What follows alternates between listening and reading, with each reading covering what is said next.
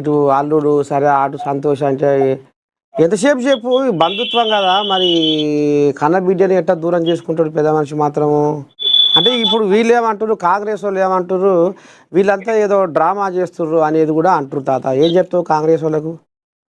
ఇగో మా కాంగ్రెస్ వాళ్ళ మాటలు పనికిరాని మాటలు, పనికిరాని ముచ్చట్టుంటాయి తప్ప దాంట్లో వాస్తవాలు. ఈ రోజు కొత్తగా ఏదో కవితమ్మ మీద కొత్తగా ప్రేమ ఒలకబోస్తున్నారు. ఇష్టం వచ్చినట్టు మాట్లాడి, ఇష్టం వచ్చినట్టు విమర్శించే వ్యక్తి, ఇష్టం వచ్చినట్టు చేసిన వాళ్ళు ఈ రోజు కవితమ్మ మీద ఏదో డ్రామా చేస్తుంది, లేకపోతే కలుపుకోవడానికి చూస్తున్నారు, మళ్ళీ ఇంకోసారి కలుసుకుంటారు.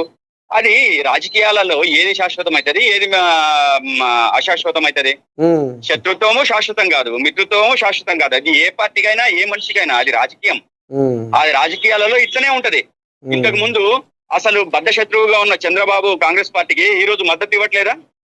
రేవంత్ రెడ్డికి మద్దతుగా లేడా? అదే విధంగా అసలు నిన్నటిదాకా నువ్వు పెళ్ళాన్ని వదిలిపెట్టి తిరిగినోడివి, అసలు నువ్వు రాష్ట్రానికి ఏం పరిపాలిస్తావు అని చెప్పేసి మోడీని తిట్టినోడు కదా చంద్రబాబు నాయుడు. ఇష్టం వచ్చినట్టు మాట్లాడిండు. అటువంటి చంద్రబాబు నాయుడు మళ్ళీ పోయి బీజేపీ సంఖ్య ఎక్కలేదా?